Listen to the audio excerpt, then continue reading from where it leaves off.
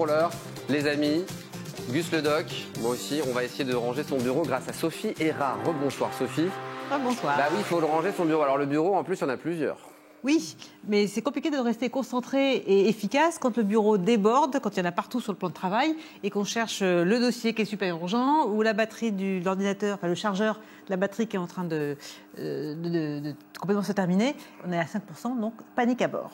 Donc je vous propose un petit quiz. Un petit quiz, comme d'habitude. On va jouer ce soir. Allez. Et il n'y a rien à gagner, sachez-le. Allons-y. Première question. Il y a trop de bazar sur mon bureau, que puis-je faire? Je propose 4 propositions. Tout mettre à la poubelle, fixer des rangements au mur, aller travailler sur un autre bureau, ou fermer les yeux et imaginer un bureau clean et bien rangé. Qu'est-ce qui vous inspire? On va fixer des rangements au mur peut-être, non? Oui, ça c'est une bonne idée parce que ça permet de dégager le plan de travail de toutes les petites choses, des fournitures, les stylos, les post-it, etc. qui courent sur le bureau, de les fixer sur des rangements où les choses sont faciles à attraper, faciles à remettre, des pots sur un grillage ou des étagères. C'est la seule bonne réponse, parce que tout mettre à la poubelle, on ne va pas tout mettre à la poubelle. C'est dommage. Mais des fois, sous le coup d'énervement, mais ça ne résoudra pas le problème. Le bazar va revenir. J'avoue avoir installé un deuxième bureau, moi. Alors voilà, c'est un peu l'idée de... faut de la place pour le deuxième bureau, quand même. Faire un peu l'autruche, mais bon, c'est dommage. C'était la seule bonne réponse, on est d'accord. Effectivement, Sophie. Et puis fermer les yeux. Des fois, ça peut motiver. De s'imaginer un bureau dégagé, ça peut aider à se mettre, je vais vraiment le ranger, je vais à fond. Je désencombre. Très bien pour cette première question. Alors, quelle est la bonne technique pour ranger ses fournitures dans son tiroir? Par taille et par couleur, tout en pagaille, avec plein de petits compartiments pour chaque type de fourniture, à plat bien alignés. Vous voyez quoi? Moi, j'ai des petits compartiments. Ah, très bien. On sent que Béatrice est très organisée, contrairement à nous. Oui. C'est quand même l'idéal. Je ne peux pas dire les femmes contre les hommes, mais je pense que Christophe, Augustin et moi, on est plutôt... Réfléchissez, nous. Ouais, il nous faut du temps pour... Pardon, Sophie. C'est vrai que ces organiseurs de tiroirs sont bien faits, bien pensés, parce qu'il y a des petits compartiments, des grands, on peut y retrouver les trombones, les crayons, les post-it, et ça permet de tout trouver facilement et d'avoir tout visible en un coup d'œil quand on ouvre le tiroir.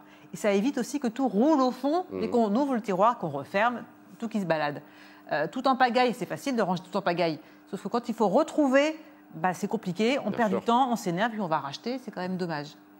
Par taille et par couleur, c'est joli les couleurs, mais c'est pas toujours très fonctionnel. Et à plat bien aligné, pareil, ça va rouler au fond du tiroir et ça va finir par être... Donc les compartiments, on l'aura compris. Les compartiments. Donc c'est Béatrice qui a la bonne réponse. Troisième question, Sophie. Comment est organisé votre placard à fourniture? Alors on me répond quand je pose la question à mes clients, c'est le bazar, je n'y retrouve rien. Tout est rangé par couleur, on y revient. Je ne sais pas, j'ai perdu la clé.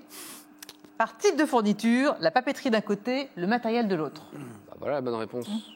On est d'accord? Certainement. Certainement, madame. Alors ça, c'est l'idéal. Pour gérer son stock de fournitures, ça permet de trouver facilement ses affaires, ça permet aussi de savoir ce que l'on a, de faire des économies de temps, de chercher, d'argent, ça évite de racheter, et puis de mieux optimiser l'espace. Le bazar, c'est vraiment du gaspillage de temps, d'énergie et d'argent, c'est dommage. Et puis, ranger par couleur, ça c'est très joli, mais pas forcément fonctionnel. Quatrième et dernière question. J'ai besoin d'avoir mes dossiers sous les yeux pour ne rien oublier. Comment les organiser? Alors, je propose par pile, posée par terre, par couleur. J'y tiens à mes couleurs. Oui, t'aimes bien le côté un peu par couleur, ouais. Avec les fournitures, j'aime bien. En 3 catégories, à traiter, en attente, à archiver. C'est la bonne réponse. Où je numérise tout, 0 papier.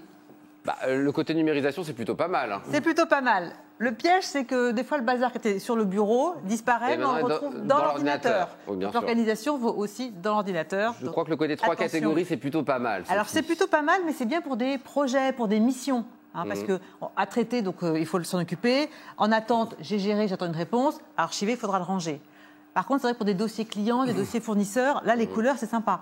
On peut mettre les clients en rouge, les fournisseurs en bleu, les partenaires en vert. Voilà, visuellement, ça aide aussi à s'y retrouver sur son bureau et avoir des piles organisées. On catégorise par couleur.